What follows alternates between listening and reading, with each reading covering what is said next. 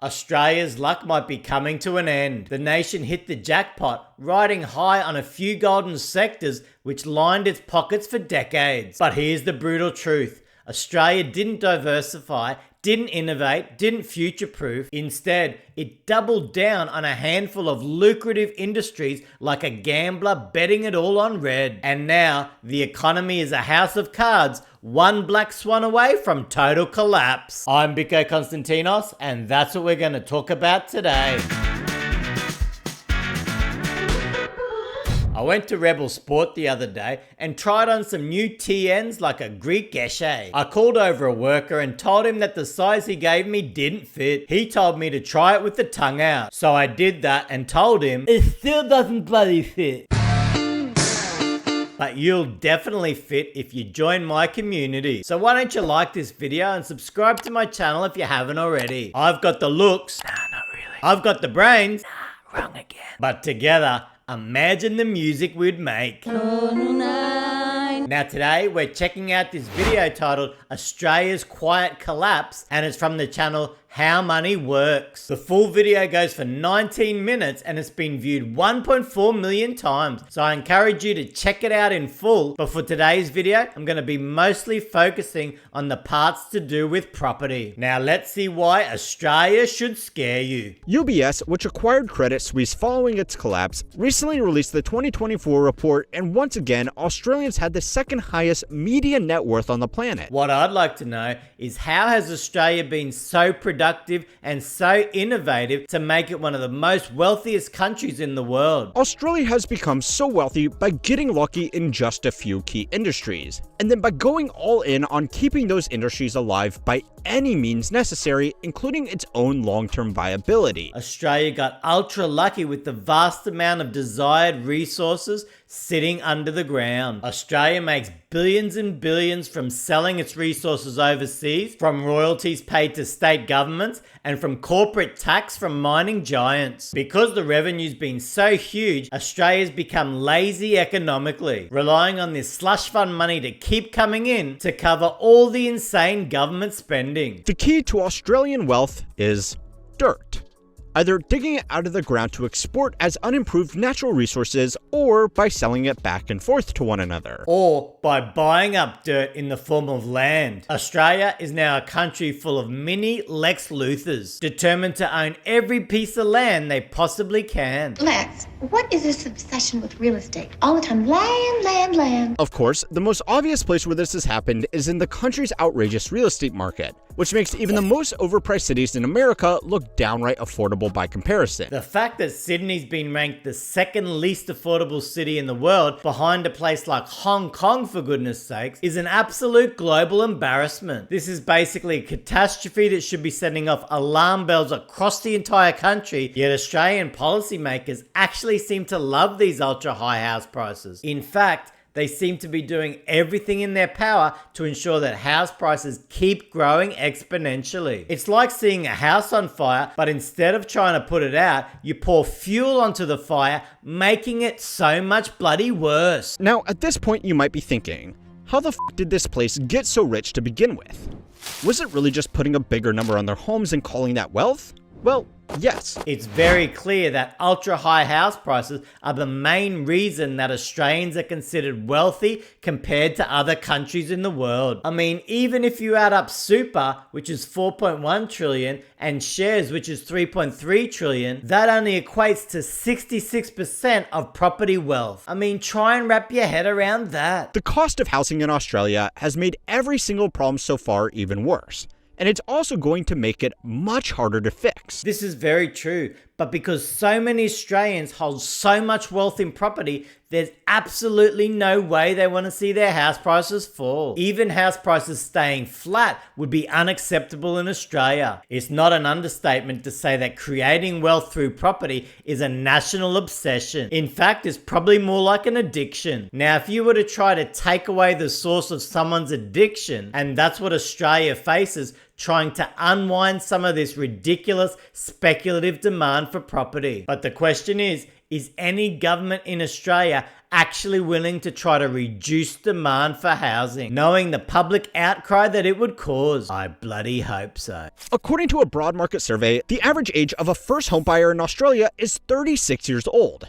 And the fastest growing group of people buying a home for the first time are those aged between 40 and 49. So Australians are buying their first home much later in life than previous generations did. But even worse than this, millions of Australians are actually now being completely locked out of housing, most likely never being able to afford their own home. This to me is a national disaster because you need your citizens to feel safe and secure so they can be more productive and innovative, which helps grow the wealth for all Australians. However, if millions are now being pushed towards poverty, constantly struggling just to survive, it basically destroys a massive amount of potential, but it also screws up their lives financially, and they might miss out on important things like starting a family just because they can't afford it. So a lot of Australians are now getting to the age they would like to retire still in massive debt. Now, Australia was hoping that people's superannuation might be able to self-fund their retirement, but with more and more people going into retirement with a mortgage,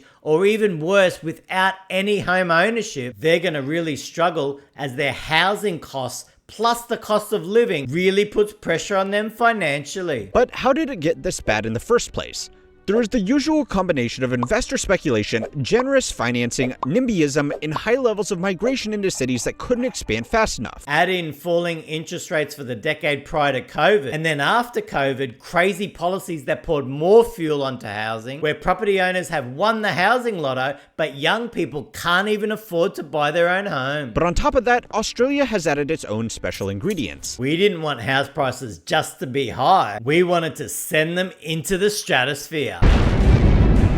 Taxes on earned income in Australia are some of the highest in the world. Someone earning the equivalent of just 120,000 American dollars a year would pay 45% on every additional dollar they earned after that. I wonder if there was a way you could minimize tax, leverage to the hilt, and be almost guaranteed massive capital gains. I really wonder. However, one of the unique features of Australia is the fact that personal investment losses, including paper real estate losses, can be used to write off personal income to reduce their tax. So you can own your home and pay no capital gains tax, or you can buy an investment property, reduce your personal income from any losses, and still get a discount on any capital gains tax if you sell? Is that what you're telling me? This tax structure has encouraged high-income earners to favor investing in a real estate that they can use to make paper losses like depreciation to offset their income, and then turn highly taxed earned income into much more modestly taxed capital gains. Because this strategy is so safe and so lucrative, Australians just keep piling money into real estate. We're not trying to invest in new technologies or new business ideas. It all just ends up in bloody property. And this is why Australia's economy is now turning into a massive house of cards. Because we've gone all in on real estate investment, we've now backed ourselves into a corner. Keep pumping real estate and you're going to see huge societal unrest, or try to unwind some of that speculative demand,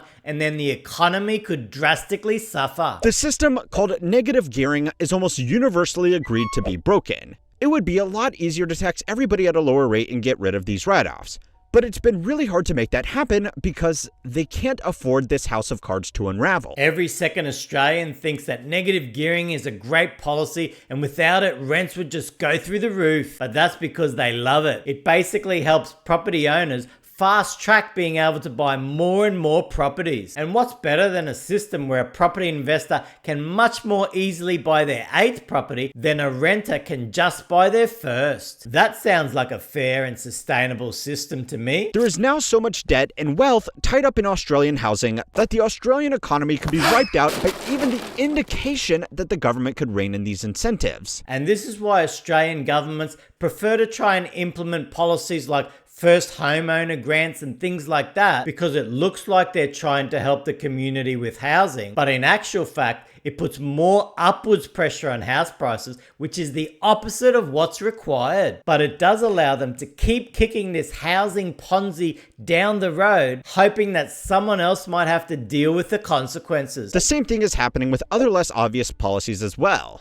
immigration to Australia has been some of the most intense in the world. I wouldn't call immigration a less obvious policy. Australia's currently got some of the highest immigration levels per our population out of all the other developed countries. And after the pandemic, we opened every immigration lever at our disposal, having no real consideration for housing supply, and this resulted in the worst rental vacancy rate in history, but shockingly, it resulted in a massive increase in homelessness, and these were working Australians being made homeless. But what's so alarming about Australia is that we're now 3 years into this housing disaster, yet the rental vacancy rate remains at 1%, which is catastrophically low levels. And this seems to be a direct result of keeping immigration levels ultra high without any real attempt to try to reduce them down. According to Henley Partners, a law firm specializing in legal arrangements for high net worth immigrants, over 40% of the millionaires in Australia today were not born there. What a kick in the guts for those who can't afford a home in Australia. While they've paid a massive amount of income tax all their lives, Australia's happy to run a mass immigration program, creating insane demand for shelter, which puts spectacular